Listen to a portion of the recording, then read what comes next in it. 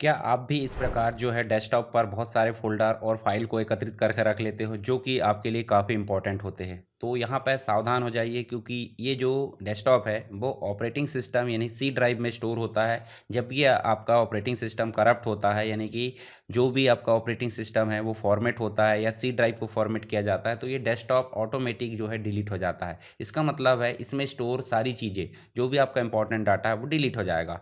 तो इसकी समस्या को सॉल्व करने के लिए हम एक तरीके को देखने वाले हैं। जैसे हम यहाँ पे बात करें इन सब फ़ोल्डर की, तो ये फ़ोल्डर हमारे जो है यहाँ पे रखे रहेंगे तो क्या होगा, हमको ज़्यादातर यूज़ भी आना है, परंतु हमको यहाँ पे इसको सेव भी रखना है। तो उसके लिए कुछ नहीं करना है। जब आप फ़ोल्डर है, पूरे फ़ोल्डर को आप क्या कर लो, यहाँ से कंट्रोल एक्स कर लो यानी कि उठा लो, यानी कि कंट्रोल एक्स करो और कंट्रोल एक्स करने के बाद कहाँ जाओ, आपके कंप्यूटर में जाओ। आपको पता है सी ड्राइव में ऑपरेटिंग सिस्टम है, जब भी फॉर्मेट किया जाएगा तो पूरा पूरा सी ड्राइव आपका निपट जाएगा। तो आपको जाना कहाँ है, डी ड्राइव में, ई ड्राइव में। तो डी ड्राइव में आप जाओगे या ई ड्राइव में? चलिए मैं डी ड्राइव में चल लेता हूँ। डी ड्राइव में एक फ़ोल्डर बना लो। आपको पता है कि आपका कंप्लीट डाटा कहाँ का है, डेस्कटॉप का।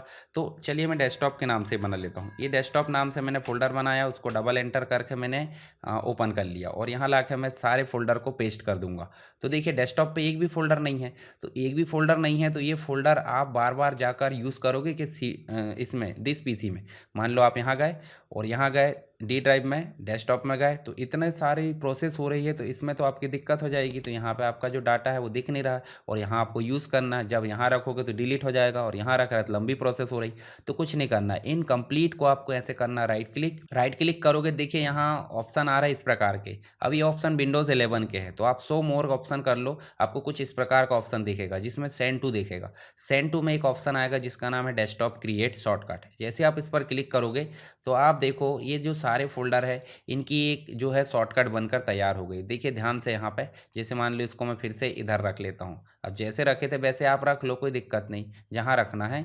तो इसको आप इस प्रकार से एडजस्ट करो। अब देखिए इससे क्या फ़ायदा होगा। आपका जो डाटा है कहाँ रखा है, डी ड्राइव में।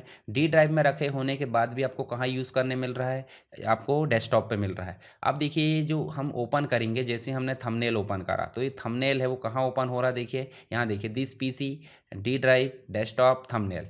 और अगर हम इसको ओपन करते हैं वॉलपेपर को तो ये भी कहाँ ओपन हो रहा है, देखिए this PC, local disk D और डेस्कटॉप और यहाँ वॉलपेपर। तो इस प्रकार आपका जो डाटा है स्टोर कहाँ पे, डी में, पर काम कहाँ कर पा रहे हैं आप, डेस्कटॉप पे। तो इस प्रकार आप अपने डेटा को सुरक्षित रख सकते हो, डिलीट होने से बचा सकते हो। आई होप आपको ये ट्रिक समझ में आ गई होगी। आप इसका उपयोग करिए और अपने डाटा को सेव करिए।